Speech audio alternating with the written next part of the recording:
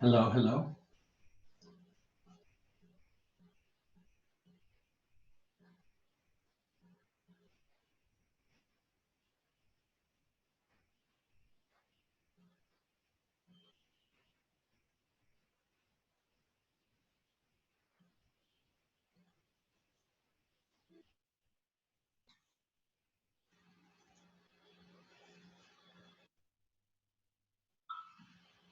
Hello, hello, hello. Can you hear me? Can you hear me? Can you hear me? So how well does this sound?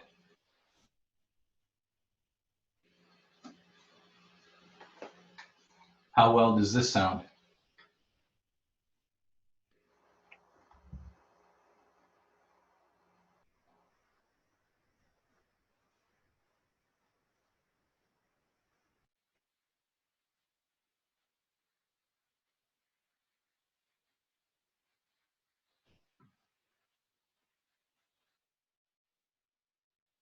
How well does this sound? Hello, hello. Hello, hello.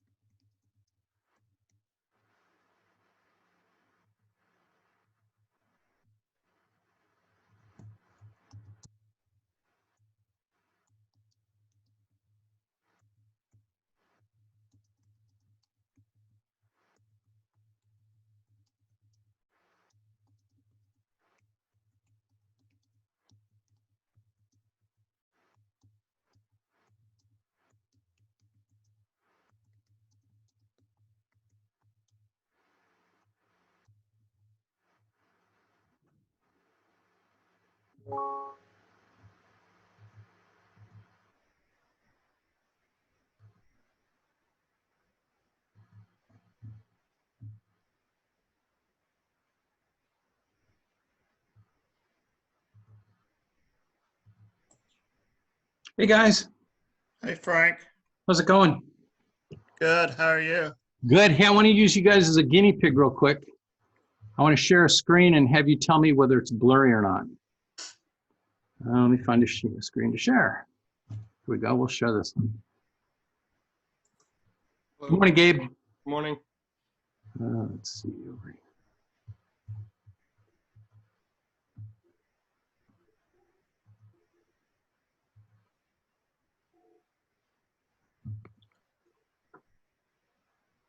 Yeah, I can read it. And is it clear? Yeah. Okay. Well, good. Well, maybe they fixed it. Because before everybody was complaining that it was very blurry, and so I've been struggling with trying to make it work so I can do presentations and It use was a still a different. little blurry, but I could read it. Let's try another one.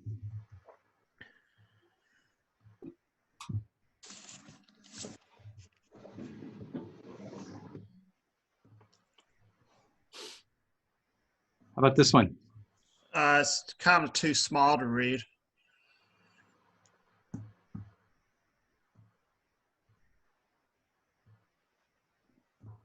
How about now? I can read birthday list, but it's kind of small. Okay. Okay. So I feel like I'm the eye doctor. So let me do this.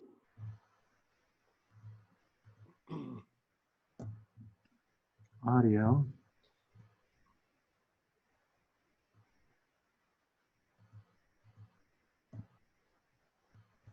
And we will shut down eCam.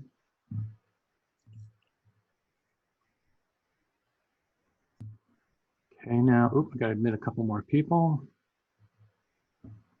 So how about if I screen share this way? How's that? Oh, much better. Perfect. Okay, well, that's the issue then. I can't use that program that I like, darn it. But that's life, right?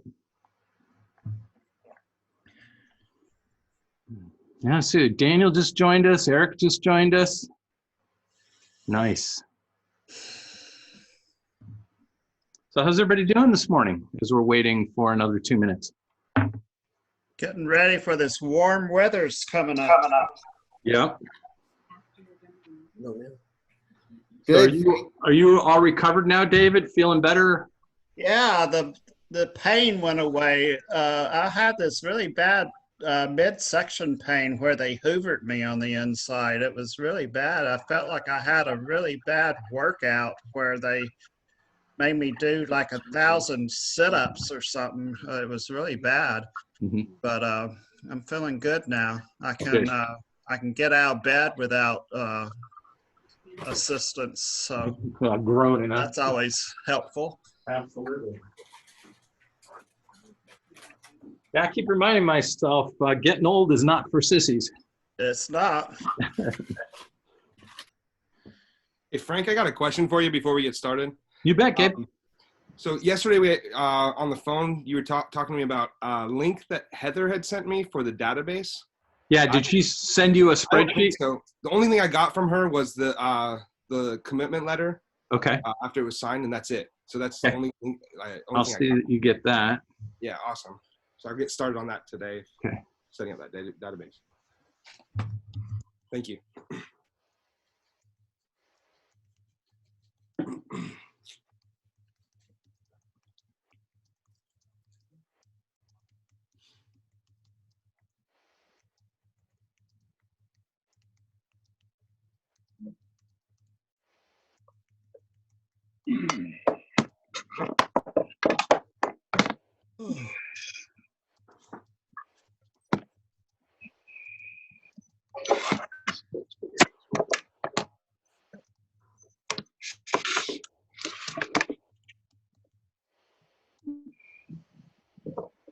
Okay, so she's got that. And then here's what I want to do too, is I want to make sure. So David, oh darn it, I didn't mean to do that one.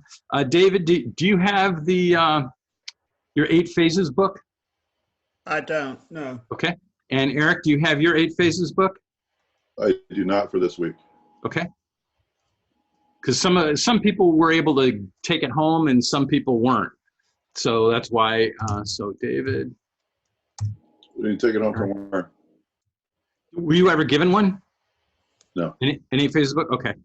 Yeah, we were in the process, or we weren't teaching 8 Phases, I think, when you guys joined. And so we were revamping some of it. So. Oh, gotcha. Yeah, there's some that we I gave was out just to. downloading what to send an email and printing it here. Daniel, do you have yours? No, I don't, Frank. Okay. Chapter 3, I'm going to call this one. Let's see if I do some drag and drop.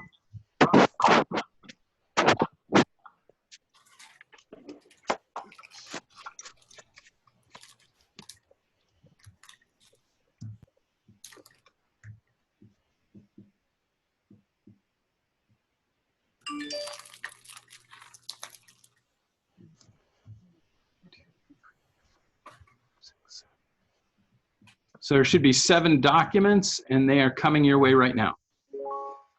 Thank you. And that's primarily what we'll be working on today.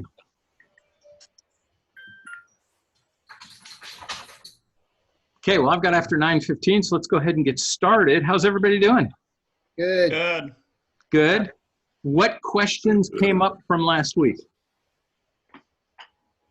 I have a question. Where do I find the link to watch last week's session, Frank? I missed it. Well, let's see. Gosh, so I've not been as efficient as I would like to be with all these meetings and then getting them uploaded to Facebook. So let me go look. Where I plan on putting them, if it's not there yet, is the JLS Kits a private watch group. Uh-huh. And let's see, I've got I that watched video. it yesterday there. 8 Phase. Oh, wait, chapter 2. So it's there. Yep. So it's in the JLS Kitsap Private Watch Group is what the Facebook group is called. Okay. And if you don't have a link or never joined it or whatever, let me know and I can figure out how to send you another link to it or something. Okay. That Thank you. way you're part of it. And then Gabe, after today, I'm making a note to myself. I'm going to add you. So you and I need to become friends on Facebook. Okay. So you have a Facebook account, right? I do, yeah. Okay, cool. So I'll send you a thing, Gabe, Facebook, and then I'll be able to include you on all the different groups that we've got. So we've got a Facebook watch group. We've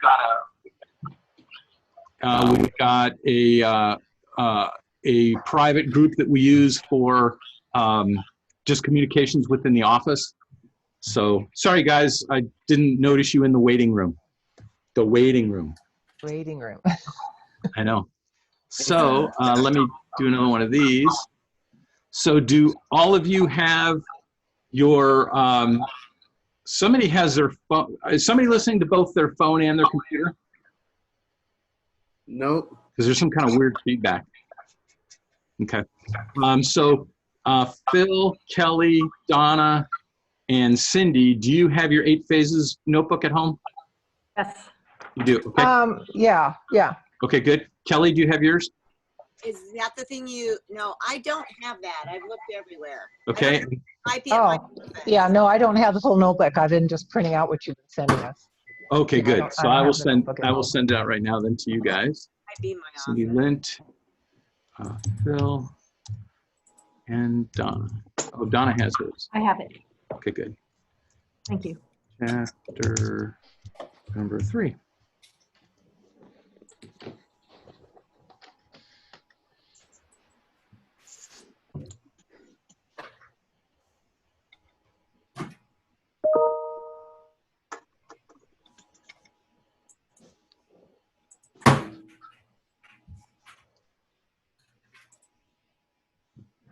Okay, so it is coming your way.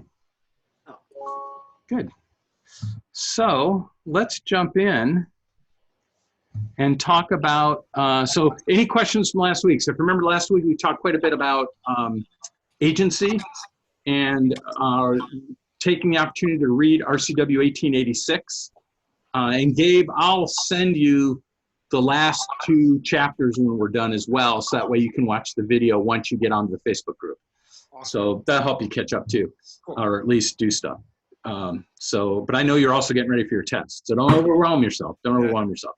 So everybody, did you guys all have a chance to review RCW 1886, a Law of Real Estate Agency brochure, and do you have any questions? No, but did you say you emailed me something? Because I don't have it yet. Okay. I got it. It's worth reading over and over, isn't it? Yes, I it haven't is. read it probably in a while, and I thought, wow, okay, good to read this again. Yeah, no, it's one of those things you can't, I mean, you almost can't read enough because it's our daily, it's what our responsibilities are, right? Yeah.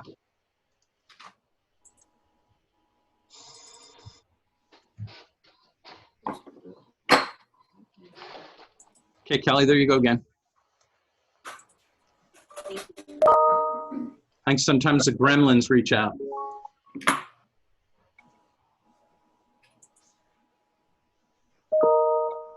There we go. I got it. Thank you. Oh, Lordy. Which one am I opening first? In order. Okay.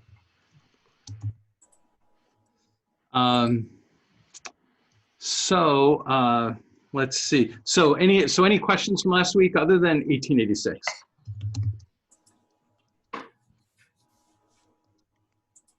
No. Okay, good. So let's see, let's jump in. So let me open that up.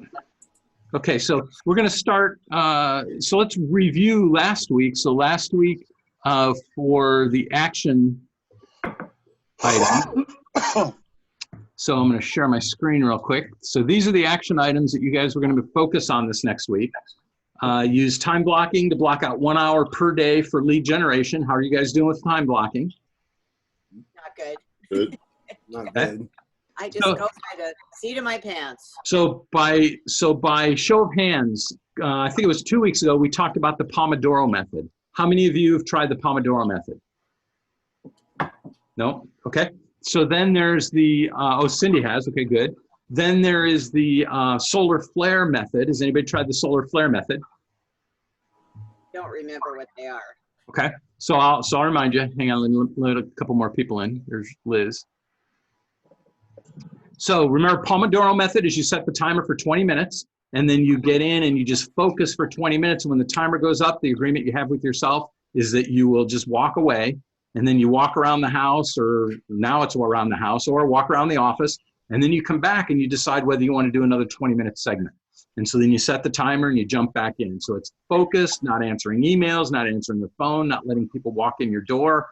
In fact, many people put stop signs on their door that says, stop, I'm doing focused activity. So that's Pomodoro. Solar flaring is where, and the example that I used was the garage, is that you can look at the garage and say, oh, I'm overwhelmed. I'm not going to do the garage.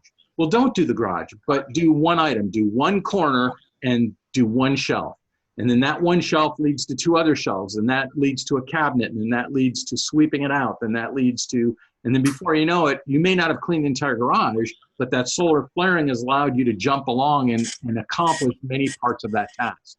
And then the last item, of course, is time blocking, where you actually block out a time and say, okay, this week I'm going to spend an hour on developing my sphere of influence. And that hour is going to be from 2 to 3 on Thursday. And then I'm going to spend an hour working on my listing presentation. That's on Wednesday from 11 to 12. And then my office meetings are every Monday from 8:30 to 9:30. And tour is every Wednesday morning from 9 to 10. So you block out chunks of time that you, with few exceptions, break that block. Now, obviously, if a person is going to sign a contract, wants to buy a house or wants to do a listing, then you may break the block. But for the most part, you want to be in control of your business instead of your business being in control of you. So this is a concept you're not going to just do across the board instantly, but I want you to be aware of it and start inculcating some of it into your daily routine. Did anybody take anybody to a coffee, lunch, or virtual breakfast? Happy hour. Happy hour. Oh, good. How did that go? We do it every Wednesday. We call it Hump Day Happy Hour. Yeah. And we just do it with 2 other couples because even with the third couple, it's very stressful for me with people talking over one another. I think those kind of meetings are better one-on-one. And then at a birthday one for a friend that had like 20 people on it, and geez, I swear I needed a cocktail afterwards. It's so stressful. You know, because the host isn't like you, Frank. He didn't know to mute people. Huh? So it was really, you know, lots of noise and chatter, and it was, yeah. Okay. So anybody else do a virtual coffee? Okay. I'd highly encourage it. If nothing else, you'll get a laugh out of the person you're trying to set it up with. You'll get a laugh. Yeah. So it's fun. How many of you talk with 20 people? Not 20, Not but 20. a bunch. But a bunch. Good. Because this is the time to do it, right? I mean, you know, I've interacted with some people that I'm actually getting concerned about because they may live alone or just an isolated family. And this is going on, what, 5-6 weeks now? Right. People are not used to this. Forever. Yeah. Well, I saw. Yesterday. You what? One of my dot friends called, who's a investment person, and she called to check on me. So that was sweet. We had a nice conversation. I think I saw a meme that said, we didn't know we were buying into this leap year. There's 29 days in February, 3 months in March, and 4 years in April. That's pretty cute. Okay, how about handwritten notes? How are you guys doing with those? I wrote 2 yesterday. Good, good. Again, handwritten notes are one of those things that are going to just pay off time and time again. And I've been using, I've been using my my account for send out cards a lot. I mean, got my probably. You what? I got my brownies. Thank you. Oh, did? Okay, good, good. So that's an example of send out cards. And so that's kind of a fun thing. So we had a little workshop on it the other day. Can I just say that the handwritten card is so powerful that every single time I send a handwritten card, they always comment back to me about it. Every time. Like, they're so impressed with that because no one ever sends a card. It really is powerful. It's so amazing. There are so many expensive ways to do real estate, but something as simple as a handwritten card, which you're into it for less than a couple of bucks and maybe 10 minutes of time. Yeah. And yet it has so much personal impact. Go on weekly home tour. How's that going for everybody? Meet with title, company plan tour. Yeah, I get it. Use UCR weekly progress report. So the UCR, how many have been brave enough to use that? Chickens. Just in my pants. That's the problem. Yeah. Well, and so that is a challenge. I mean, you can fly by the seat of your pants short term, but long term, it'll burn you out. Right. And you'll be just toast. Can you explain that, Frank? Yes. Would you be able to explain that, the UCR? What is that? Oh, okay. Let me show it to you.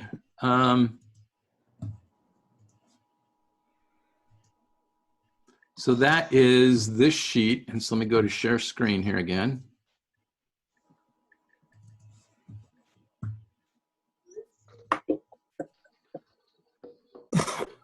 So that's the sheet, career development activities. Oh, okay. And so this is where it allows you to keep track of what you're doing. It helps you to be honest with yourself, but probably most importantly, it just allows you to track your success numbers. So at the end of the day or at the end of the week or the end of the month, you can look back and say, well, I contacted 23 people, and out of that 23 people, I got 1 coffee appointment, or I got 1 listing appointment, or whatever it might be. So it's just a way to keep track of your business, because human nature, and this isn't being mean to anybody, but human nature is, if I ask you how many calls did you make and you honestly tell me you made 27, but you did not keep track of it, reality is you probably did 19, right? So that's just human nature, nothing against anybody. So this kind of helps keep us on it. It also acknowledges the fact and gives us some grace in that there's some weeks we're going to nail it. We're going to call 54 people and we're just all over it. And then there's going to be other weeks that we contacted 2 people. And that's okay. That's part of life. But the challenge is if you have too many weeks in a row in which you only contact 2 or 3 people, that's going to snowball and catch up with you. So this helps keep that it keeps it real, right? So that's what that is. Okay. So any other questions, thoughts, comments? If not, we will jump into week 3. So as I promised, each week we're going to work on some nuts and bolts of the business, and then we're also going to focus on lead generation. Because at the end of the day, you can screw a lot of stuff up, but if you're good at generating leads, you will be successful. You've heard me say before that I believe we're going to fall into 2 categories of brokers in the future. We are now, and we will see it in the future. And those are the haves and have-nots. The haves are the brokers who have the skills, have the guts, have the fortitude to go out and generate their own leads. That means they've got time blocking in place. That means they've got systems in place. That means they're actively searching out leads every week. The benefit is that they keep all of their money. The have-nots are the people who do not have the discipline or do not have the skills or do not desire to go after leads. They'll pay somebody else to give them leads. Now they spend a ton of time chasing leads, many of which are not very good leads. They're paying out, and I've had brokers pay as much as $4,000 a month for leads. So it can be anything from $120 a month up to $4,000 or $5,000 you can pay in leads. So you're either paying out chunks of money or you're paying 25, 30, 35% out in referral fees. I think a well-balanced broker is getting probably 60 or 70% of their leads on their own, and they might pay a little to get some extra leads on the top. But here again, I don't think you have to. We've already got buy side in place. We've already got housing updates in place. You've already got a website in place. Those should all begin to generate leads for you. Every time you get a listing, that should create more leads for you because you're doing seller open house, you're doing circle prospecting, you're doing all the things around that listing. Every listing should get you 2 or 3 other leads. And if I'm going to pick on one broker that has really accelerated at that, it's Daniel. Daniel, for every transaction that he's got so far that he's been with our company, seems to have leapfrogged that into 2 or 3 others. And yes, you can call it dumb luck. Yeah, you can call it all kinds of things, but it's Daniel doing the deal. He's out there looking for those extra people. So that's where the magic is. That's where the leads come in. And again, the benefit is you're keeping your own money. You're not having to pay lots of money for the lead in the first place or having to pay lots in referral fees. So, so as I promised, each week we're gonna jump on a lead creating activity. And this week it's open houses. So before this all happened, how many of you have attended open houses? Me. Okay. So even the newest, Gabe, has been to open houses. So I'm gonna call on Gabe here for a minute because you have the purest thinking of all of us. The rest of us are tainted. We've been in real estate too long. So Gabe, what were so how many open houses roughly do you think you've been to? I mean, I've only been to one that sticks out in my mind within the last year. And then I also have a few friends that are real estate agents. Like my real estate agent that I used is a friend of mine when I bought my house last year. And I've seen on her Facebook page, she's doing virtual open houses right now. And I kind of watched her Facebook Live while she was doing that, which honestly was kind of boring. So I didn't watch the whole thing. Yeah. But, what was your question again? So just, I'm kind of unwrapping here. So you've been to a couple of open houses. What are some, have you seen any odd things at open houses? I mean, I don't have that much experience to say what is odd and what's not. So I don't really know. Okay. Nothing stood out in my mind. Was there anything you were exceptionally impressed with at any of the open houses you went to? The only open house that I went to was in Suquamish, and it was a new house. And it was just, everything was very professional and polished and clean. And the real estate agent that was there was very approachable and actually approached us and started talking about the property, had a lot of information, and it was kind of too much information for me because I really wasn't, the house was out of my range. It was when my wife and I were looking for a house to buy, but we're like, hey, here's an open house. Let's go look, because we were driving by. And then we're like, oh, it's it's twice what we could afford. So we were just checking it out. Right. Yeah. Okay. So I always encourage you, even, once we get back to normal, and even though you're probably holding your own open houses, go visit other brokers' open houses, because you'll really find a difference. I mean, as I go out, because I from time to time go out and visit open houses, not only our own brokers, but other brokers. And I'll tell you, when I walk into an open house and the broker is parked in the living room on an easy chair, wearing shorts, flip-flops, and you know, a t-shirt, and that's the broker, and they're just pretty, oh yeah, look around kind of a deal. To me, that is just so disappointing because it hurts our industry, it hurts our image. So that's the extreme. Unfortunately, the extreme is typically not prevalent. It's not every day. There are some superstar brokers. And then there are most of us in between, which I'd put myself, if I was a practicing broker, and that we're always working to get better. An open house should not start Thursday before the Saturday you want to hold the open house. Ideally, you want to start an open house. You want to start your open house thinking the moment you list the property, the moment it goes active, you're asking yourself, when am I going to hold my open house? And within John L. Scott Library, if you look up seller listing launch, you'll see that it's ideal to list the home on a Wednesday or Thursday. You hold off receiving all offers until Sunday afternoon or Monday.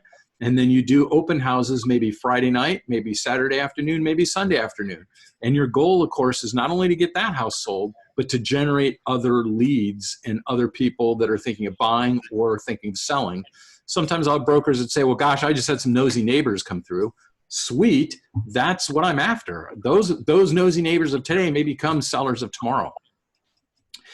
The other thing I always try to encourage brokers is that your open house should be successful even before you put up the open house signs. And what I mean by that is if you've reached out to the neighbors, if you've maybe used that as an opportunity to door knock the neighborhood and invite the neighbors, even before you put up the open house sign, you've already talked to a dozen people. To me, that's already a successful open house. And then those people that start coming through the open house, that's icing on the cake.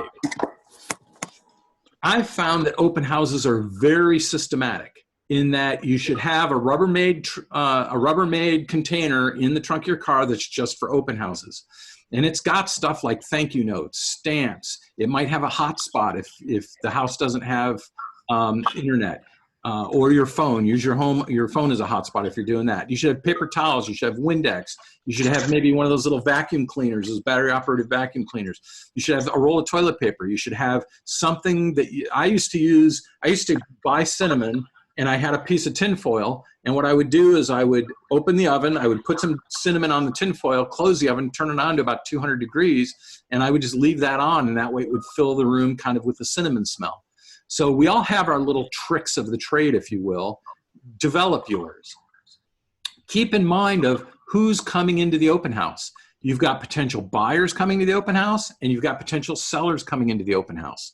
So the point is to be able to be prepared to address and engage each of those types of people. So that means that you should have a little station that talks to sellers and a little station that talks to buyers. So just offhand, what could you have in your station based on what you know of John L. Scott tools? What could you have in your station, that part of the kitchen, let's say, that talks to sellers? You could do relocation forms. Okay. Away. Yep, relocations. That way they can, if they've got a house they need to sell that somewhere else that we can help them, or if they're moving out of the area, we can help them. Great. So relocation info. What else? We have the listing presentation book from John L. Scott. Perfect. Good. What else could you have in the list or the seller side?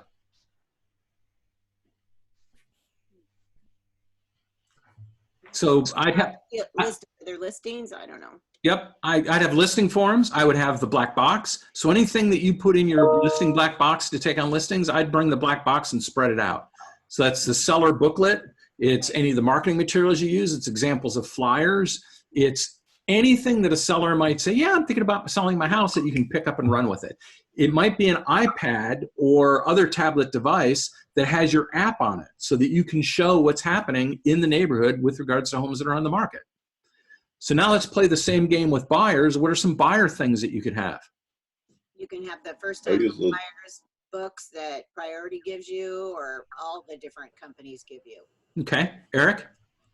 We went to Bear Printing and got those buyer and seller booklets that we tailored to us. So we have both sets of those. Good. And then of course, just the plastic stand with the flyers and the business cards and that sort of thing. Perfect. Good. In the app that you were talking about on the phone, Yep. normally when I talk to people, whether they're current clients or others, I stand there and I show them the app on my phone, and then I share it with them right there on their phone. Yeah. That is the best use of that app ever. So good job, Eric. So to Eric's point, you're showing them on your device, and then you simply ask, "Ooh, do you like this? Yeah, I love this. Would you like a copy? Sure. What's your cell phone number? And I'll shoot it to you." And so it's real easy to just shoot them via text or email, although they need to open it on their device. Now you've got their. I mean, sometimes you don't sit down and interrogate a client, right? You get their information in little bits and pieces. And so one of the bits and pieces is, what's your cell phone number? And so now you've got their cell phone number. And so how cool is that? Plus they've got your app, which is even more important. So what else could you have on the buyer side of things? Well, back to what Eric was saying, the John O. Scott app, since they updated it, only works with iPhone 7 Plus or higher, or Android 8, 9, and 10. So a lot of times I'll ask them, what kind of phone do you have? And then I'll check it with my little note here that I made myself on my phone. And then if the John O. Scott app is not going to work for them, then I would sign them up to HomeSnap, because that's also broker branded. Got it. Good. Okay. So it's about being flexible and on your feet, right? So just kind of working through. Now, as far as preparing for the open house, what I always recommend you do is do a little bit of research, because in a normal market, and you know, I've been saying that for years, who knows when we're going to return to normal. And to me, normal is about, 1,400 houses on the market in Kitsap. To me, normal is about a 90-day market time. Those are kind of normal type things. So that's what I would call a normal market. I don't know when we're going to see that again. But in any case, what I would typically do is because only about 3% of the time does a person buy that house. Now I would say those numbers are higher, but still there's a good chance when the person comes into the open house, they're not going to buy that house. So that means you need to be prepared to ask questions and be prepared with additional information that you can provide that client. So an example would be if you had a list of so let's say your home is a 3-bedroom, 2-bath Rambler. Maybe you have a list of every similar home that's currently on the market in Kitsap County. You just print it out and have it there. No batteries required. Oh, so this house is you're very different. You're interested in Ramblers. Well, here's a list of all the Ramblers that are currently on the market. And then walk through them. What do you think of this and what areas? And gosh, I'm here until 5. How about if I see if I can reach the sellers and arrange an appointment for 6 o'clock? Maybe we can go see it at 6 o'clock. I get normal times because right now we're not having open houses. Get that.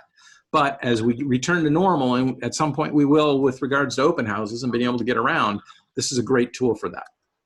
For now, of course, and somebody alluded to it, I think it was Gabe, that you've got to find other ways to hold open houses. So you can do the virtual open house that the MLS is offering right now, where you can actually walk through the house. You can set it up where I'm open from 12 to 1 or 12 to 2, and you actually take your phone or other device and walk through the property. And so this is something where you might want to practice this before you actually do it. You may want to walk everywhere you're going to walk first, pre-walk it if you will, and get an idea in your mind of what things you want to point out, what things you want to talk about. And then I would slow roll it. This isn't a speed thing. Start out at the curb and walk up to the house and walk around the house and maybe up and down the street and talk about the amenities in the neighborhood. And then finally come through the front door and begin to walk through, pointing at all the features that you pre-planned in your mind when you did the pre-walk. So that's a way of doing it. Certainly using all the technology that's out there, Matterport and what have you, it's a matter of getting people into the house, getting eyeballs on that house, either in person or virtually. And because now we are seeing people buy houses without actually having gone in them. So that's kind of fun. Hey, Frank. Yes. Go ahead, Cindy. Oh, okay. Well, I don't know if we taught in virtual, maybe it would be a different way to set it up, but of course in a live open house, you'd have, your sign-in sheet to get them to sign in. But what I was reminded of is I loved Howard Chung's phrase. He always said the best thing to say or to ask them is, would it be okay if I let you know what this house sells for? Mm-hmm. And he says almost all the time they'll say, well, yeah, I'd like to know what it sells for. And then, well, give me your email address and your information. And then, so you've gotten permission now to email them and send them other things. I think there might be a creative way to do that with these virtual tours also, because once a house goes pending, it doesn't show up anymore, you know, sometimes on their, or it takes a while for it to show up in their Zillow or whatever, or property tracker or whatever. Mhm. And certainly doesn't show the price, but gives you something you can continue to be in touch with them Right. if they weren't quite, you know, sometimes it's hard. I found it was hard to get people to sign my register. Right. Mhm. So do anything to walk away from that. And what you want to get some leads from your open house, right? You want to have some Absolutely. contact information. You want to get their address to send them a thank you card. So I liked that phrase that he used. Yep. Kelly, you're going to say something? Well, I love the whole walking tour of the house. I know John L. Scott had posted a video several weeks ago from that one gentleman over in Seattle or wherever he was from, who just did a beautiful job of doing exactly what you just said. My issue is, how do I get that on the MLS? Because I've made several phone calls to the MLS and also broker care, because the MLS will not allow you to upload a video that is branded, and it can't come from an outside site that takes you to other items. So like it can't be from YouTube.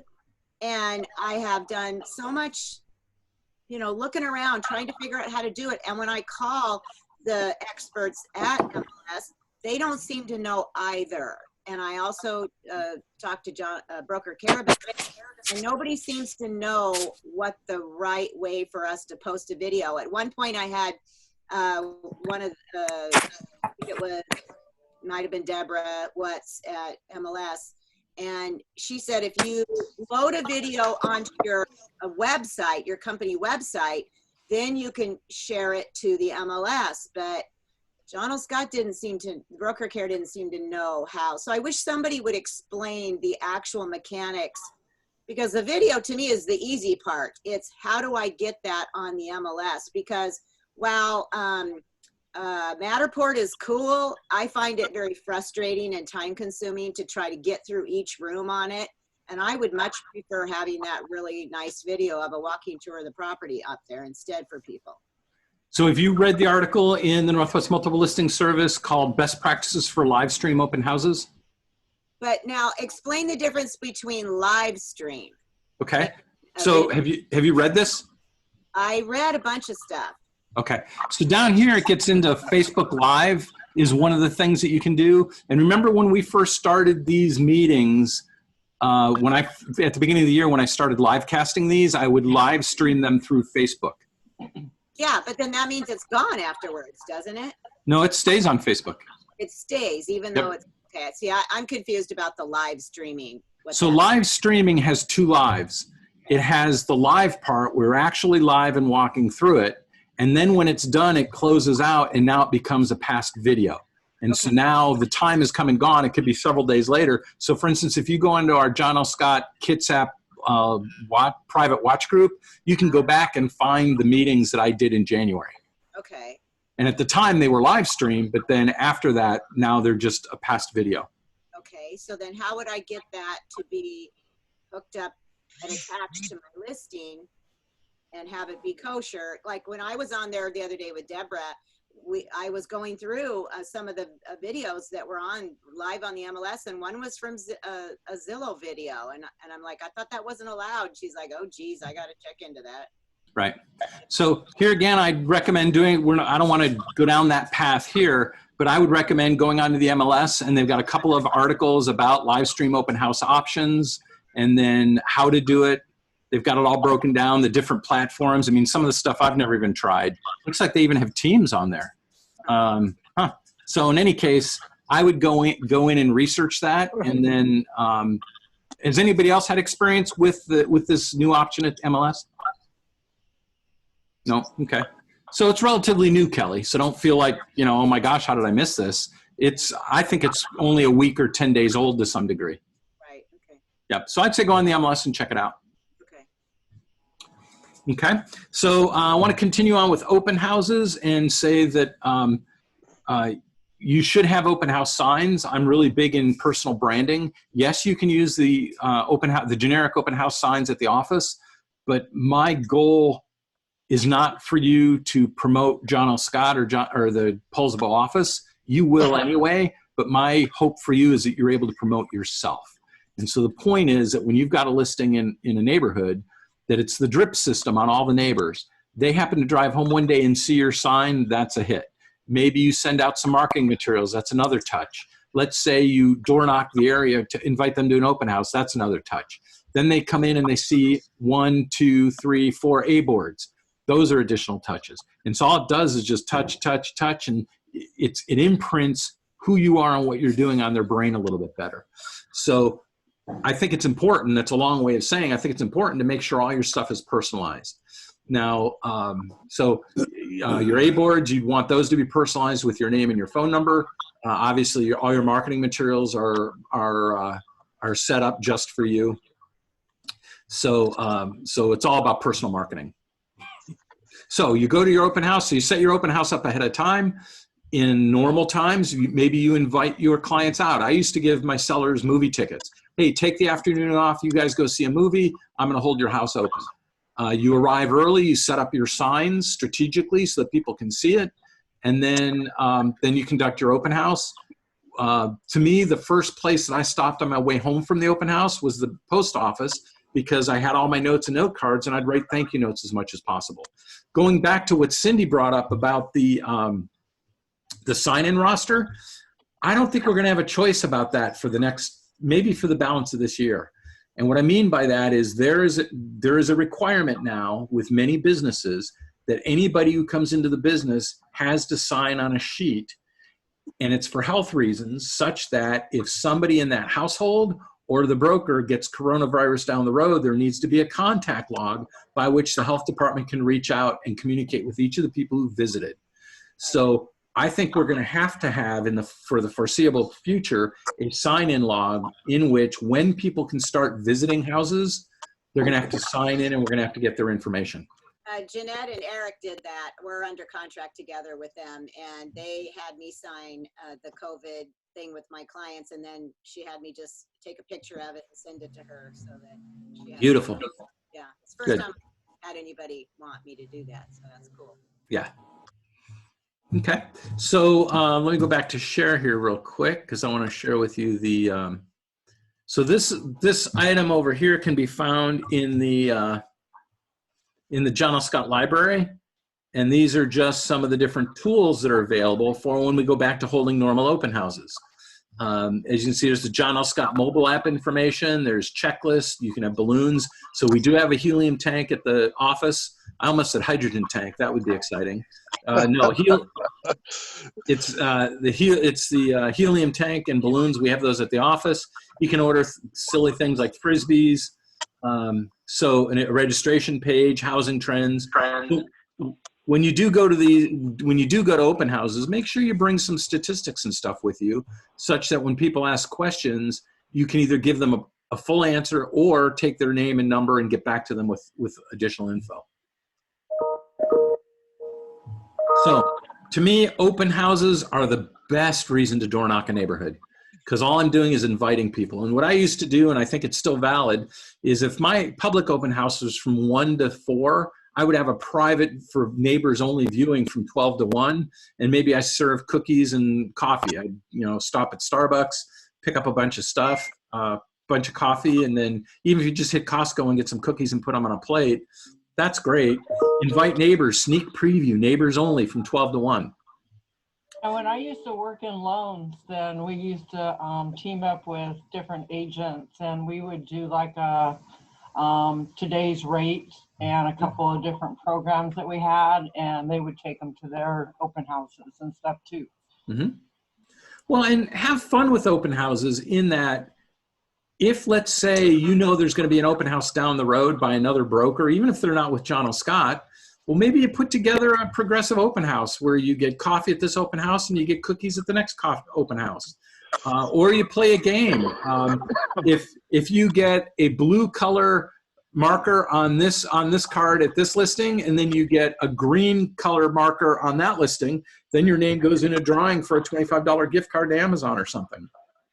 So you can do things to kind of have fun with it. And again, it doesn't matter whether they're General Scott brokers or not. The goal is to turn it into something that's kind of fun for the clients and make them remember your house. Kelly. I think one of the best things you can do at an open house is always have a lender with you, because all those looky-loos that are first-time home buyers that have never had the courage to take a plunge are there on site with a lender. And I set the lender up in a bedroom with a couple of chairs and a card table. And then I say, there's a lender on site. If you want to go in and chat, we'll close the door. You'll have privacy. And more often than not, that's the best way to get your next client, because right on the spot, they're getting approved. Right. You know? Good. Plus, Okay. the other thing is that then you've got security also, because you've got a second person there for security reasons. Right. Good point. Good point. David, have you had success from open houses yet? David? Yes. Have you had? success from No, open I have houses? not. Okay. Let's see. Kelly, have you had successes from open houses? Yeah, I've had 2 buyers I picked up, and then 1 sold their house after. So I've had 3 deals come from open houses. It doesn't happen very often, but it really happens more, I think, when you have a lender there with you. Mm-hmm. I really think that's important. And all the lenders are really willing to do it. Yep. You really are. So Kelly has really struggled at the beginning. She'd say, darn it, Frank, I don't know why I'm holding these open houses. I'm not getting anything. And she continued to evolve, continued to make them better. And now she's starting to see a little bit more success. So I promise you, open houses are a good source of business. If you're not getting any business, it means you need to change up the way you're doing it. So don't stop doing a thing. I promise I'll always be honest with you. If something is successful and you're just not being successful, well, then we need to analyze, is this really something you want to do? Because there's some things that if you're not good at, you're not good at. And that's okay. There are plenty of other ways to generate leads. Or if it is something that you should be good at, it's just a matter of dialing it in, right? Coming up with the system and the way of doing it and the approach that increases your success. So, okay. Thanks, Kelly. Phil, how about you? Did you say Phil? Yes, I did. I was just writing. I'm sorry. I used to have a lot of success at open houses years ago. I used to pick up about 1 out of 5 is what I used to get. And, you get to read the people eventually, and you know who the real people are, people that are going to be, one question you always ask, do you live in the neighborhood here? And that's a potential seller of yes, they do. But when I saw somebody that I knew was really interested in buying a house, I'd give them frangos. And God dang, that worked every single time. Yep. Chocolate will get it every time, without a doubt. I wouldn't give them to everybody because, Right. I would. So once you're back up on your feet, Phil, and feeling better, and we're back to normal, open houses are on your checklist. I used to like them at Chafee. Yeah. Cindy, how about you? Cindy? He's muted. Oh, you're muted. Okay. There you Am I go. on? Okay. All right. I've got a homeschooler sitting next to me. So sometimes noise happens over there, and I don't want that to intrude on everybody here. So, yeah, over the years, certainly, I've had some great experiences. I love meeting the neighbors and asking them about the neighborhood, and that helps me also know more when I do get a buyer that's asking questions about the area, the HOA or some of the amenities, or if the neighborhood has a group, party on the 4th of July or whatever. Mm-hmm. But I just love talking to the neighbors. It's just really, really a great experience, and fleshing out my contact list then, and kind of sometimes developing a new farm. Sometimes though, when you're out on your open house is out on 2 acres somewhere, that's a little different. And, but I love meeting the neighbors then, because interestingly enough, sometimes your seller has never met their own neighbors. Right. So they're not telling you anything about the neighbors. So when the neighbors come over, you get an opportunity to find out some more information. So Good. Thank you. yeah. Eric, how are you and Jeanette doing with your open houses? Very good. Actually, we closed one yesterday from a buyer that came through an open house just before the COVID thing. We had written a contract with them several times, and those all fell through, but they finally found the home that worked for them, and yesterday we gave them the keys. So Awesome.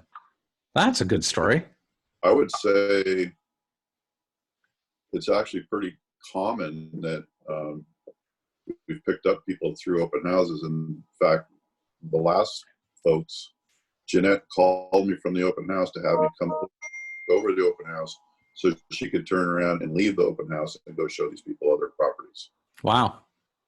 Okay, cool. Donna, have you had open houses yet? Nope, not yet. I've been to them, but Okay, well, those will come around. And then Daniel, how about you? Oh yeah, I've had extremely success with my open houses. I've gotten actually 3 leads off of them, which is really good. Yeah, I've been really lucky, Frank. Good. Well, so you know what they say, luck is what? The intersection of 2 streets showing up and attitude or something like that. So you got to be there, you got to be prepared, and you got to hold them. I can tell you when I first got in real estate, I was not very good at open houses. I learned a lot because what I would do is and this shows how long ago, every open house that I went to, I'd take my boom box and I took training tapes. So I'd spend the whole time doing tapes.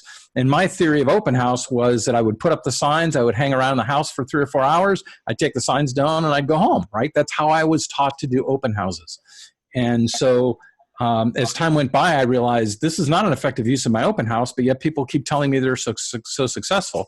And then it was only when I got into the whole circle prospecting thing, the 4x4, which I'll teach you here in a couple of weeks, and then, you know, actually going out and interacting with the neighbors and inviting them to open houses and treating it like an event as opposed to something I got to do and check off my list, it began to change, and open houses actually became a lot of fun.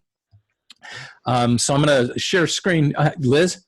I had a past agent that used to take those water bottles. Yep. And every person that comes in through your house isn't necessarily looking for your house. So they used to actually put their other listings or other agents in the office listings around the bottle. So when they picked up a bottle or looked at them, there was other addresses, not the one of the house that was being. Oh, yeah. And that kind of prompted them to other places. Yep. So you can certainly, so 2 things, that's great. That's a strategic placement of information, and that's also the use of water bottles. So you can have water bottles made up at the office with the little rim around them that's branded to you. So our support staff does that for us. So, and I know we've spent quite a bit of time here on open houses, which is something we can't even do right now, which is frustrating. But when we do get back to normal, I want to make sure you've got the tools. So back when you first started, you got your quick start guide. And so these are some basic interview questions, and these are true whether you use them at open houses or you meet them in the theater line. But why are you looking for a home now? What areas have you looked? How long have you been looking? Have you chosen a broker to help you with your purchase? Why do you think you've not found your home yet? When do you want to be all moved in? What happens if you don't meet that deadline? What are you looking for in your next home? How long do you think you will live in your home? Do you have a home that you need to sell first? Have you talked with a lender? Has anyone sat down with you, and would you see, okay, so there's one question here I just realized it's not in there because I'm in my open house head. One of the things that I learned, and I can remember it, was at a lady's house by the name of Sally Rivers, and this gal rode me hard. She had a very weird house over in East Bremerton, and she made me hold that darn thing open every weekend, and she would grind me about what marketing I'm doing and how many people came through and what did they say. And at the end of the day, it was a funky, weird house that was overpriced, but I was too new to know any difference, right? But one of the lessons that I learned in holding those open houses, all those old open houses, and the questions that I asked was I began asking, are you looking for yourselves? Are you looking for a family member? Or are you looking for an investment? Because I can't tell you how many times I would spin my wheels with somebody only to learn that they weren't even looking for themselves. They were looking for a friend, a neighbor, or a relative. And I never asked the question. So I would always ask the question, are you looking for yourselves, for a friend, neighbor, or relative, or are you looking for investment property? So that way I get an idea, am I dealing with the decision maker? So, okay, any last minute questions, thoughts, or comments on open houses? Hearing none, we will move on to the next item. So let's see.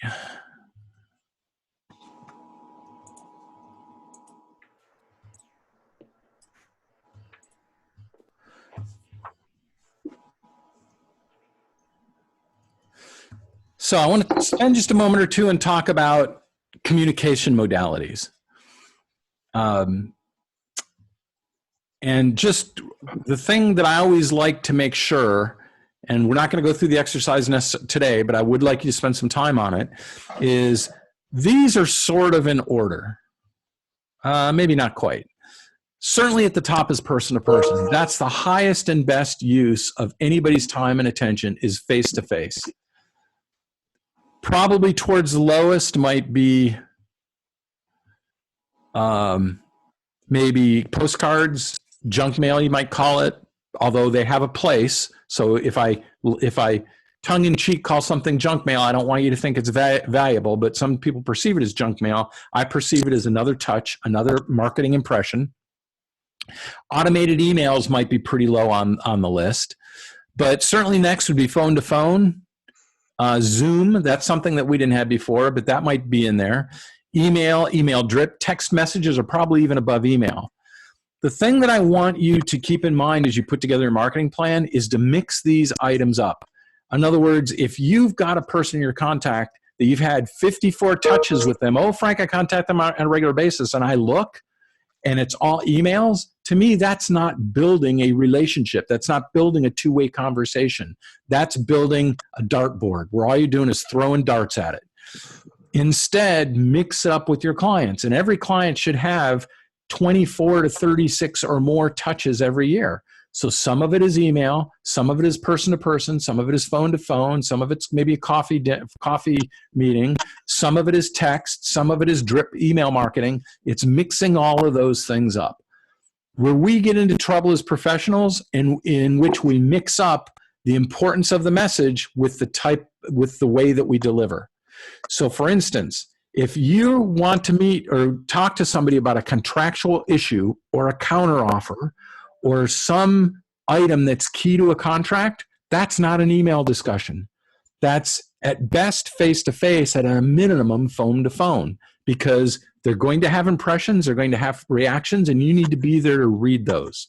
So if you've got a big deal, it always frustrates me when I've got a big deal, I turn to somebody for help, and they say, oh yeah, I've emailed out for help. No, I don't want you to email. I want you to pick up the phone and call somebody.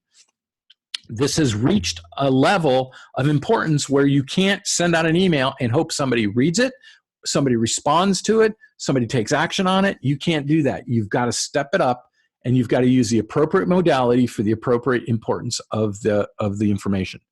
So you will get into trouble if you try to do all your business via email, which I've seen a big push on that over the past couple of years with people just doing email.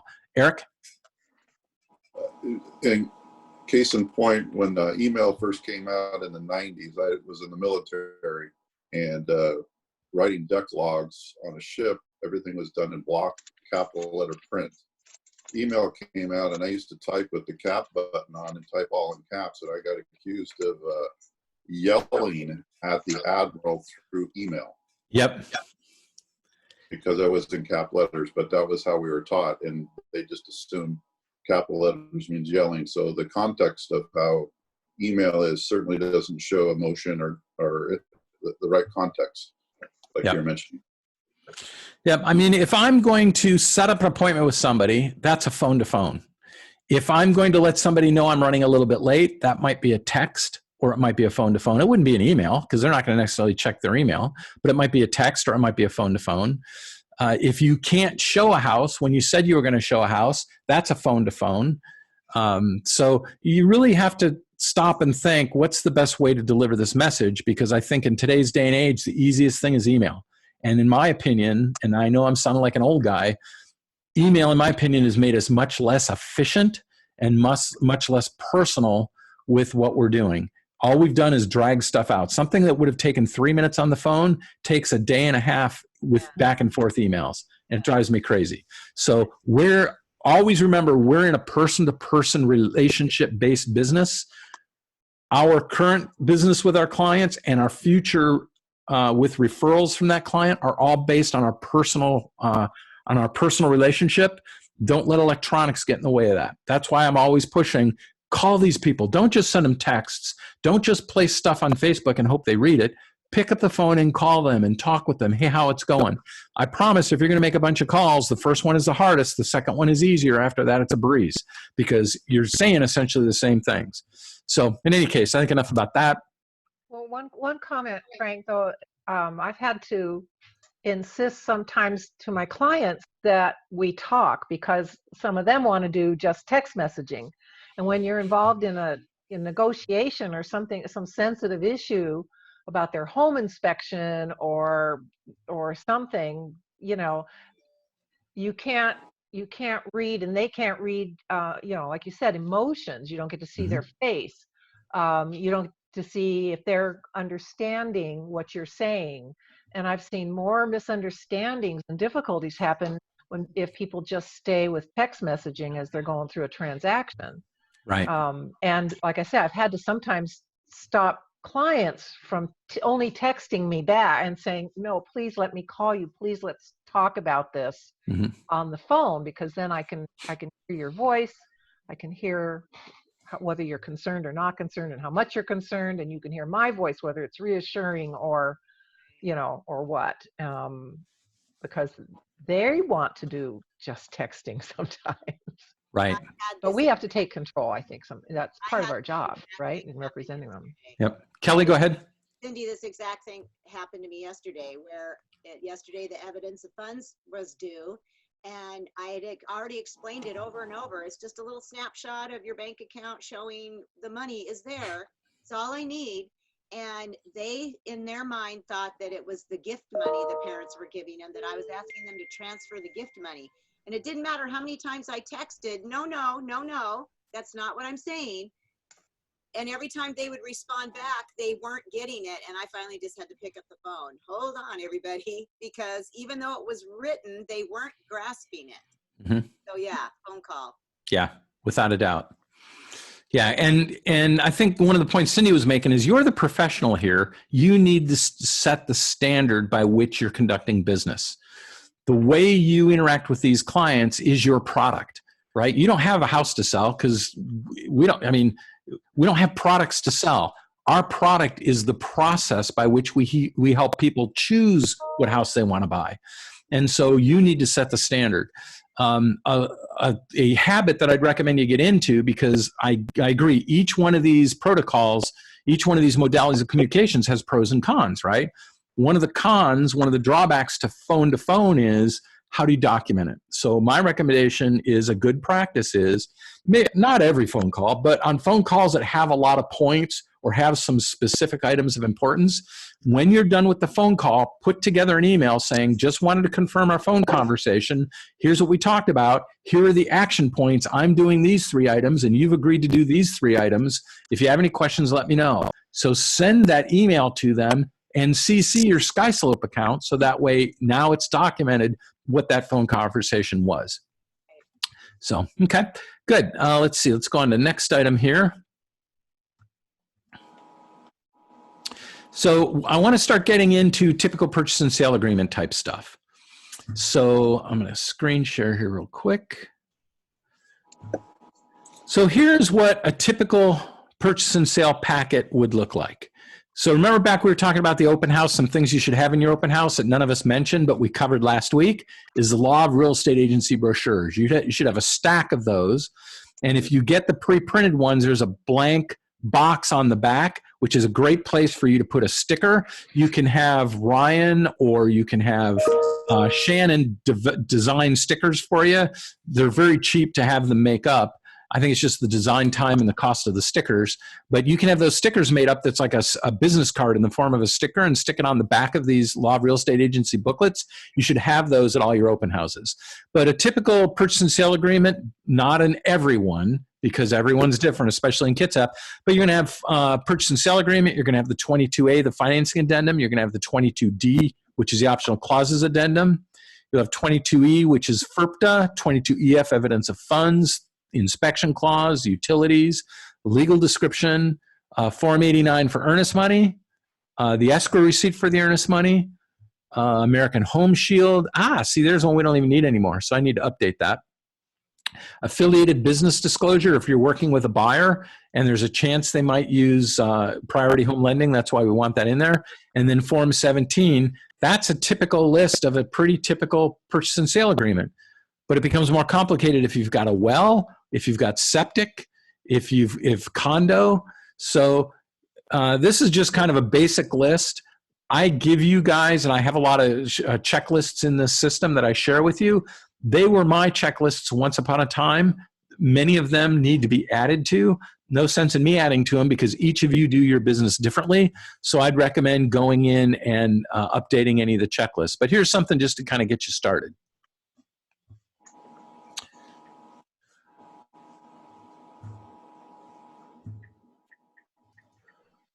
So let's jump into a little bit of the purchase and sale agreement. So how many of you attended the purchase and sale class that we did towards the beginning of the year? So Cindy, I know you were there. Donna, Eric, you were there. Cindy, you were there. Daniel, were you able to go to those? Yeah, I made it. You made those? Okay, good. And then I don't know if, I think David went to those as well. So Gabe, I'll spend some time with you one-on-one on these. Because I don't want to burn these guys' time. David, were you at the purchase and sale agreement classes that we did at the beginning of the year? Yeah. Okay. So what I'm going to do is use this time then to, rather than go through this too deeply, I'm just going to touch on some of the highlights. Everything on this first page has paragraphs. So all these paragraphs, pretty much all of them, connect with something on the front page. When years ago, when they changed the purchase and sale agreement, because the purchase and sale agreement used to be this wide, it used to be front and back, and it was about this long. And it was like 4 color-coded pages, right? So press hard, and you tear off each person would get a different color, right? So that's what our purchase and sale agreements used to be, and they had blanks all through the bloody thing. So you could get lost. When the Northwest Multiple Listing Service, or when we joined the Northwest Multiple Listing Service, because we were a different MLS back in the day, we started using these forms, and these forms put pretty much all the blanks on the first page. So it makes it much easier to get to and to see, but realize that behind each of those blanks, there's usually a whole paragraph that's later on in the 5 pages of the contract. Just a reminder that whenever a client signs a piece of paper, they should get a copy of it. So in today's day and age, that could be a virtual copy where you email it out to them. If you send this out via AuthentiSign, they will have a copy of it. So that takes care of that. The big honking caution I'm going to put on this is it's so easy to AuthentiSign over a contract when the person lives in town. And that's not appropriate. This is too big of a discussion, too big of a deal. This should be a face-to-face communication. If indeed the client is out of the area, this is where you'd email it to them and set up an appointment to go over it with them on the phone. When I would present these to clients, I don't read it word for word, but what I do is go through the contract and paraphrase it paragraph by paragraph, essentially saying, here's what each of the paragraphs mean, but I really want you to read this on your own. It's a lot better from a buyer's perspective if after you have a buyer meeting and a buyer presentation with a buyer, that you send them home with a full copy of a blank purchase and sale agreement and tell them to start reading it, because this is the document we're going to use when we write up an offer. Get them used to it now. Get them starting to read it, because otherwise they're going to be overwhelmed when the moment comes that they want to write up a purchase and sale agreement. They're going to be blown away. All of these forms, as you know, are available in the Northwest Multiple Listing Service. We do have some of these forms in the drawers at the office, but we don't have all the forms. The reason why we don't have all the forms is because I never want to get in a position in which I've provided to you old forms out of a drawer. You're legally not allowed to use old forms. You can only use the current forms. These have been reviewed by an attorney. They've been prepared by an attorney. We've been trained on them. That's what allows us to practice law in this thin sliver. So, so these forms are available in paper at the office. Some of them, the most used ones, but I promise you can always get all the forms and the most up-to-date forms in the MLS. In fact, let me go over to the MLS real quick. And hopefully I think I'm still sharing the screen. Are you able to see the MLS now? No. No, okay, so let me go over and do that. So as you go to the MLS and you log in and you click on NWMLS forms, here are all the forms. And the MLS, so to give you an idea, the MLS is involved in about 85 to 87% of all the purchase and sale agreements that take place in the state of Washington. There are still parts of the state of Washington that are not members of the Northwest Multiple Listing Service. They have their own MLS. But we, by far as the MLS, NWMLS, are involved in most of them in the state. But the good news is that all of the MLSs in Washington state have adopted the NWMLS forms as statewide forms. So that's a good thing. That way we can all talk a common language. When you go in and you click on the Forms tab, you can go through and see all of the forms. And for the most part, not all, but many of them have, let's say the Form 17, if you click on this one on the left, you download the form. And if you click on the one on the right, that's the manual for the form. So every one of these pages has a manual that if you're not sure how to fill them out or what the blanks mean, that's a great place to start, is to go in and click on the manual for it, and then you'll be able to see how to use it. Now, Gabe, you will have access to the Northwest Multiple Listing Service after you pass your state exam, and then you'll go through a process with Heather in which you sign up for the Northwest Multiple Listing Service. You'll take a class on it, and then they'll give you access to it so you can get to all this stuff. So this is where all the forms are. Now, these are all the statewide forms. One of the things I want to call your attention to is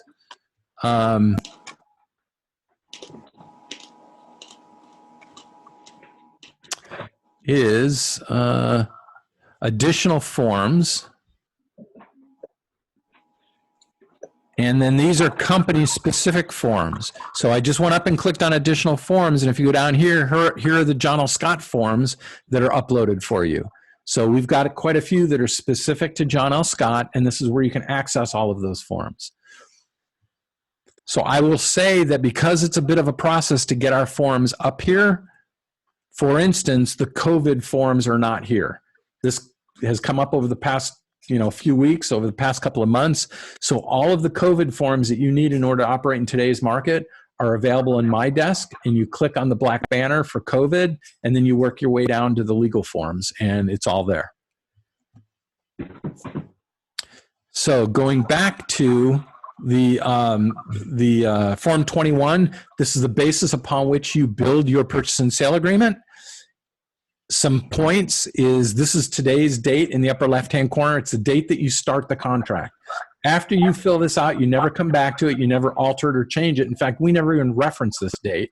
It's just the date that you wrote, that you began the process of writing up the contract. MLS number goes here. That's pretty straightforward. Expiration date.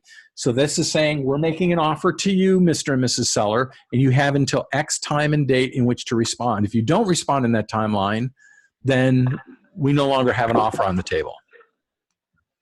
Since typically it's the buyer that's writing this up and you're representing the buyer, you want to put their first name, last name, and how they're purchasing the property. So there are a bunch of them here. Here's kind of a tricky thing. If it's a husband and wife, it's husband and wife, or a married couple. Those are both acceptable. If they're two people, like if Kelly and I bought a house together, we would have to determine what form of ownership we were going to take, and our broker could not tell us that. That's not a practice of law that we're authorized to. So if your clients, if your buyers come to you and they're not a married couple, then you need to ask, have you discussed what form of ownership you want to take? And if they say no, what do you mean? What you'd probably want to do is write up on a Form 34 or on the bottom of 22D, I think there's enough space, some word similar to, buyer shall determine form of ownership within 5 business days from acceptance, and will notify escrow upon determining what form of ownership they want to take. So some words to that effect, because what they're going to need to do is go talk to an attorney or go talk to a title officer so they can determine, do they want to take it as, see, what are these different ones? So a limited liability partnership, limited liability company, a general partnership, limited partnership, corporation, an unmarried person, what are those? Oh, a married a separate property, a married couple, or domestic partners. Now, what's funny is they don't have, what are the two forms? Cindy, can you help me out? I blanked. Two forms of ownership would be tenants in common and tenants in common with rights of survivorship. That's it. And so I'm surprised those aren't on there, but they're going to have to tell you that. And those have two different meanings. So you always want to put that in there. A property address does not take the place of a tax ID number. You can transfer real property in Kitsap County with a legal description. You can't do it with just a property address, nor can you do it with a tax ID number. It's got to be an attached legal description. Here you want to talk about included items. Those you usually get from the MLS printout. Your purchase price, you fill it out like you do the old time checks, where you write out the numbers and then you write out the words for the numbers. Earnest money, how much it is, what form it's going to be in. Don't take a note, so no notes. In fact, I'm going to get up on my soapbox here in the next couple of business meetings, because I'm seeing a lot of our listing brokers allow the seller to accept an offer that includes a note. And that's just the road to ruins from the standpoint of, how do you collect on a note? How do you properly document a note? Have you had all the receipts that you need for a note? So it gets ugly. So just don't take notes. And if you don't know what a note is, don't worry about it. Or if you think you need to take a note, come find me and I'll talk you off the ledge. Closing agent is the closing officer. So it would be the company and the officer. You don't have to have the escrow officer's name. You could just have Pacific Northwest Title. Above it, you would also have Pacific Northwest Title. In Washington State, we have a lot of companies, especially here in Kitsap, that do both services under one roof. They do both title and escrow under one roof. Many areas, or even in Kitsap, you could have title done with one company and escrow done with another company. So make sure you differentiate the two. Closing date, the hint I would give there is, please get out a calendar. When you're sitting with your buyers and you're making an offer, get out a calendar and actually look at what the date is. So if you're dealing with a conventional loan and it's going to close roughly in 4 weeks, don't put a closing date of a Saturday or Sunday or holiday. You'll look like a crazy duck. Don't do that. Look like a professional and plan it out. The ideal time to close a transaction is on a Wednesday in the middle of the month. I know that's not practical, but that's what an escrow company would tell you. The most challenging times is the last day of the month. And especially if it's the last day of the month, the last day of the year, that's when they're really booked up, because everybody's trying to close at a certain time, right? So don't get hung up in the end of the calendar if you can. Try to move it back from the end of the calendar or jump ahead. But again, typically for a buyer, the sooner you close, the better, because the more time that goes by, the more complications that can come up. Let's see. So what kinds of questions do you guys have? And I know, Gabe, you're a little bit of a disadvantage because you haven't sat through any of this. But for those of you that have been through the class before, as well as have actually used these, do you have any questions about Form 21 that you want to throw out there? I don't have a question, but to the new people especially, I'd say, there's what I call hidden gems in these next 4 pages that I've had seasoned realtors say to me, for instance, oh, I didn't know my buyer would have to pay them back for the fuel in the oil tank. Well, it's in there, and they signed an agreement saying they would. Mm-hmm. It's hidden in there. So you've got to know your contract. Or your buyer is going to be really upset because you didn't tell them they're going to have to spend another $300 to pay for the fuel that's in the tank.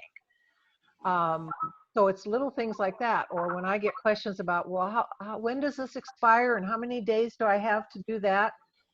Those days are all there. And the computation of time is a real important paragraph to go over with people and to understand yourself as a realtor. So this contract has some really serious things and some hidden gems in there. The 10 days to verify information is in there. A lot of people don't remember that that's in there. So this contract really, I think, doesn't get enough reading, just like the Law of Real Estate Agency could be read over and over. I think this one can be read over and over. Yep. To understand. One of the things I'd like to point out quickly here is on the left-hand and right-hand side, the blocks down here on page 1 of Form 21. Man, I see some interesting stuff. Always fill in your section. Always make sure you include your client's email address. And the reason for that is because this document and all the pages attached to it become instructions to escrow. And escrow now has their marching orders. They know who's buying the house. They know what type of title they're taking when they buy the house, how they're vesting the title. They know what type of title insurance they're going to be getting. They know who the buyers are, who the sellers are, and they know how to communicate with them via email or phone number, what their addresses are. So this document gives a lot of great information. From our personal standpoint, if your information isn't here, theoretically, you shouldn't get paid. Department of Licensing is pretty clear that unless your name and your company's name is on the contract, you do not get a commission. The other thing is that as we move into collecting surveys from your clients through Testimonial Tree, the only way we can send a survey out to your client is if there's an email in the purchase and sale agreement. So please make sure you do that. To Cindy's point, I recommend that maybe you get in a habit of reading one of these documents a day. Just break it down, highlight it. Many of you and I do coaching. Many of you have a mentor. Go through the contract and highlight the areas that you want to talk about or that you have questions about. This is a magical document because I know it pretty well. I know it probably as well as anybody, but yet there are times where people will bring a situation to me and I'll read it and I'll say, wow, I've never looked at it like that. I've never put the words to it in that way. So even though I think I know it, there are times that there'll be stuff in there that I never noticed that before because I never had to. I read it, it went through my brain, but I just didn't look at it in that fashion. So it's a pretty amazing document. It's had hundreds, if not thousands of hours of brain power involved by pretty smart people to develop it. But still sometimes there's challenges because though this piece of paper is the same all the time, the situation that you bring to it is different every time. And so it's hard to write one piece of paper that covers everything. So those are just some ongoing comments about Form 21. Again, we went through it paragraph by paragraph a couple of months ago. I'd encourage you to continue to be a student of it, read it, reread it. Eric. When you were talking about filling out completely with the email address, and it's a plus, is that when you put it in SkySlope, it records all that information and it creates an actual phone directory as a separate. So if you're trying to create a contact list, it creates it of all your transactions in SkySlope. That's pretty brilliant. I didn't even know it did that. Yeah, it's if you go to your username and you click on My Account, there's a section called Directory, and every name, phone number, etc. is all in there perfect. So you can export that, use that for your own list, or it also has the dates on when it's created, so you can do your anniversaries. It has it all in there. Wow. So see, that's an example. You guys, I mean, I teach this stuff and I work with this stuff, but I use it differently than you do. I don't do listings and sales, so I don't have any personal transactions in SkySlope to even experience that. So thanks for telling me about that. That's a great tool because I can't tell you how many brokers that have been in the business for a long time, you ask them, well, do you have a list of all your past clients? No, I don't have that. Dude, how do you do your business? So that's a great tool to have. Good job. Okay, so let's see what's next on our hit parade. Frank, one thing you missed was the who's going to hold the earnest money for the newer brokers. Yep. How many companies actually have their own trust accounts and that they're allowed to hold it? Because we're not. Good point. So with regards to earnest money, John L. Scott does not have a trust account. In fact, there's only one or two. Coldwell Banker Bain may have a trust account. Windermere does have a trust account. So typically the earnest money is going to be held, since you're representing the buyer, you're the one generating the contract, you're going to be saying that it's going to be held at the escrow company. So quick soapbox, fast, short soapbox. When it comes to earnest money, the contract is very specific. The seller or the buyer has to give you the earnest money if they're giving it to you within 2 days of the contract being signed around. You can't hold the earnest money. If they give it to you, you should turn it in at the front desk or immediately take it to escrow. Some brokers turn it in the front desk and then contact the escrow company to come pick it up, and then they check it out from the front desk. They then give us a receipt. So in many cases, you're going to need 2 receipts. One is the receipt you gave them when they gave you the check, and then the other receipt is when you gave or we gave the check to escrow, they give us a receipt. So often you're going to need 2 receipts. What's happening in COVID days is it's all direct deposit. Buyers are giving the money directly to escrow. They're either dropping it off or wiring it or mailing it. Again, the timeline is fixed. They have 2 days to give it to you, and then once you get it, you have 3 days to get it to escrow. If indeed that's going to be longer, just change the dates. Go in and scratch out 3 days and turn it into 5 days. Or at the bottom of Form 34, say something like, or in Form 34 or at the bottom of 22D, write something like buyer and seller agree earnest money of $5,000 will be in the form of a check and shall be deposited on or before May 15th, 2020. That way the buyer can mail it in if they have to, or whatever they need to do, it gives them time to do it. The challenge that I'm seeing, and I'm chasing quite a few brokers about it, is if earnest money is deposited late, buyer and seller need to acknowledge that late deposit of earnest money, because an argument could be had that that means the buyer defaulted on the contract. I'm not saying they did, because only an attorney or a judge can figure that part out, but there's the possibility of a default on the buyer's side if they deposit earnest money late. The seller is allowed to call foul as soon as they learn about that. So if the seller doesn't learn about the late deposit until 2 days before closing and they're greedy and they've got another offer, they can cry foul, say the buyer breached the contract, the seller just learned about it, they're kicking the buyer out, and they're going to go get the buyer who's going to pay him more money.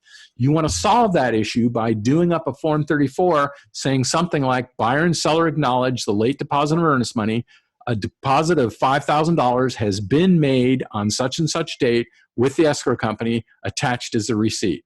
So that way the seller can't come back later and call foul because they were told about it and they continued on with the transaction. They can't bring that topic up again. So plus when DOL does our audits, whenever there's a late deposit, they want to see something that's acknowledged it. So good call, Kelly. Earnest money. Thank you for letting me get on my soapbox. Optional clauses addendum. So this is going to be in just about all of your contracts. It's got some great pieces in it. Again, I'm not going to go over it word for word just because everybody here, with the exception of Gabe, has been through the class. But I would say this is going to be attached to most of our contracts. Square footage encroachments, you're going to check that off most of the time. You're not going to check off either one of these typically. Though sometimes people want extended coverage, that may mean the buyer's willing to pay more money for a survey or something. So that happens once in a while. And then standard owner coverage sometimes is used for new construction. Kelly. Do you want to screen share that? Oh, I'm sorry. Thank you for reminding me. I forget what I'm doing. Okay, so here we go. So yeah, you'll typically check this one off, number one. You typically will not check these off, though you still need to know what they are, so in case your client does need them. Seller cleaning, you're typically going to check that off. Typically going to check that off. Utilities, to the best of seller's knowledge, this is where they talk about whether they've got a septic or well or what the situation is.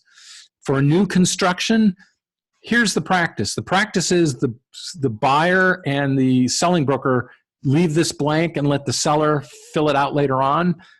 To me, that's kind of passive. What I'd recommend is call the listing broker and find out what goes in this blank. And if you are the listing broker of new construction, provide this information in the form of an attached document.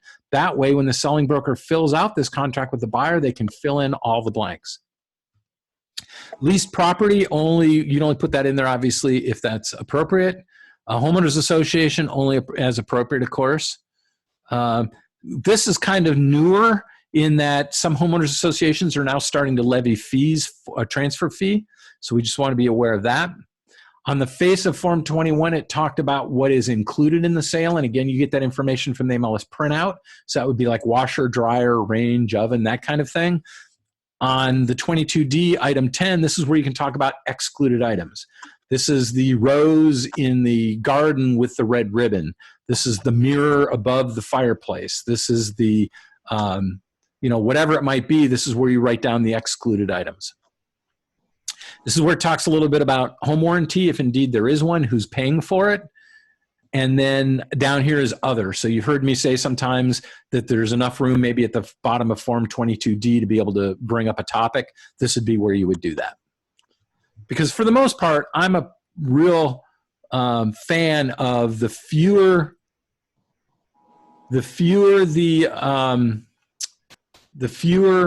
of attachments, the fewer pages in a contract, the better. I don't like redundancy. If it's already been talked about in the contract, don't re-talk about it unless you need to change it. That brings me up to hierarchy too. The purchase and sale agreement this is the agreement. If you attach something to it later, that supersedes what was written earlier. So if you have a purchase and sale agreement that says closing date is April 1st, April 1st is a closing date. But now later on, if there's an addendum that says closing date is April 15th, guess which ones they're paying attention to? They're paying attention to the latest document that's been attached. Sometimes what happens is that clients will want you to attach stuff that their attorney gave them. That can become dangerous because the contracts, the NWMS contracts, are written in such a way that they work with each other. If all of a sudden you throw in some other document from an attorney who may not be a real estate attorney or may not be from this area or who may not be familiar with NWMS forms, next thing you know, you set up contradictory type situations, and that's going to just drive up the time, the cost, and the frustration with the transaction, because you're going to have your client get an attorney, because you do not have the authority to go in and interpret what this thing says and how it interferes with the contract. So let's see, go down here to 22D. I think we just, okay. So questions so far? So in your packet, because we're wrapping up now, in your packet is this document. And you're going to, if you're hating this document at this point in life, you'll want to grow to love it, because I think it is a way for you to, if you keep this, again, as I mentioned last week, I think you should print this out and then make 52 copies, 3-hole punch it, put it in a notebook, and now you've got one for every week. This will keep you on track. So even you can rescue yourself. Let's say it's Friday afternoon and you've not had a chance to do any of these. Great. Just jump in and make 5 calls. Boom. Make 5 calls to your sphere. Make, set up a face-to-face appointment, a coffee for next week. Obviously, in these times different, maybe do a virtual one. Maybe knock out a couple of handwritten notes. So this is a great tool to help keep you on track. If you're stuck, probably the number one thing that you could do right now is down here in the lower left-hand corner. This is where you send out 2 unsolicited CMAs each week. You can send them out on Monday. You can either email them or snail mail them, and then follow up with them a little later in the week. Hey, did you get that information? Did you find it helpful? Everybody in your database who owns a home, you're giving them something for free. You're giving them information about what's sold in their neighborhood, and the tool that you would use would be the down and dirty click off box in Cloud CMA, where all it does is draw a circle around the subject property and includes homes that have sold over past 6 months, I think it is. So that's an easy way to jumpstart conversations with your clients, sending them out information. Eric. I did a few of those yesterday, and I don't remember when we were in the training a couple weeks ago. There's a new feature called Live CMA. Was that there before? Do you recall? No, I don't recall that being there. There's when you finish creating the CMA, like the down and dirty one that you sent out, which I did yesterday, you have an option of sending out as a a PDF or a slideshow type of deal. But now there's a third, it's a dynamic one where it continually stays active. So all the numbers change, so it's a live document. So when if they open it, you know, a month from now, it updates all those numbers. Wow. And it's a different option. It's in there now. So I sent out, I think, about 10 of them yesterday. It didn't take very long. Once I had already set up the template, you know, with our resumes and all that stuff was done, it just was a matter of pumping in their address, you know, put their name in there and send out the email. So it was pretty quick. So that was kind of cool with the live thing. But anyway. So on kind of a segue, next Tuesday, and I'll get more details for you hopefully later today, next Tuesday, we're going to have an online symposium, and one of the speakers is going to be from Cloud CMA because I know they did an upgrade to it. And so that must be the upgrade you're alluding to. And just brainstorming here, you could use that page, set up a page on your website for each neighborhood, and then you could drive that out to your clients and they could always come back to your neighborhood and it's dynamic information. So that's pretty cool. That's pretty cool. Good, I'll look for that.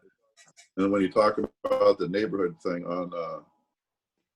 on my desk, if you go into, you go to your own web page and you go to home search, and you can create a neighborhood in there by just typing in a zip code or a name of a town. And then I took those and I put them on my website. So now if you were to click Silverdale, it would show all the current listings in Silverdale only. Or if you had Seabeck or whatever it may be, and you could go in there and create one for each and every single place you want. So it's perfect. Cool too. Good. So, see, that's why I love having these conversations, because I learn stuff. Okay, so we're on week 3. So then there's that, and then last but not least, so this is your action sheet for next week. So use time blocking. So if you've not done that up till now, start time blocking your next week. Talk with 10 people. Just pick up the phone and call them. Take 2 people to a virtual coffee, lunch, or breakfast. Add at least 5 people to your UCR database. Add 2 people to Property Tracker. Add 2 people to Neighborhood Insights. Write 5 handwritten notes. Send 2 invites to download your personalized JLS app, or hook them up with that thing Kelly said, HomeSpotter. Begin assembling your open house kit. Your biggest resource for open house information is go through the John L. Scott Library and just put in seller listing launch or put in open house and begin to build the kit that you're going to take to open houses. Hold or visit an open house, obviously not right now. Schedule open house, don't do that. Go on weekly home tour, don't do that. Although now's a great time to go out there and look at houses virtually. Use the UCR weekly progress report, which I just showed you. And then next week, we'll spend a little bit of time on getting your UCR counts, because that's something that I want you to start driving up your contacts. When you first get started, I mean, obviously your first milestone is 50. I want to get you to 100 as quickly as possible. And then after you've been in the business a few years, you should have 300. And when I say 300, I mean complete data. Name, address, phone number, email address, husband's and wife's name, kids' names, birthdays. The more complete your database, the better it will be. And then now it's just a numbers game. 7% of those people every year will need to buy or sell a home. And every one of those people know 4 people that are going to buy or sell a home, and you're after that referral. So that's where the numbers begin to work in your favor. And by doing that, that means you're going to work less hard in 5 years than you are today. So that's a lot of stuff. Are your brains tired? I feel like I don't like lecture series. I like doing stuff at the office where it's more interactive, but it is what it is. So questions, concerns before we close out? Okay, well, stay tuned for information on Tuesday. We're not having a business meeting on Monday. And then I'll keep you in the loop from here. Call me, you know where I'm at. So if you need me, call me. Thanks, guys. Thank you. Bye. Right.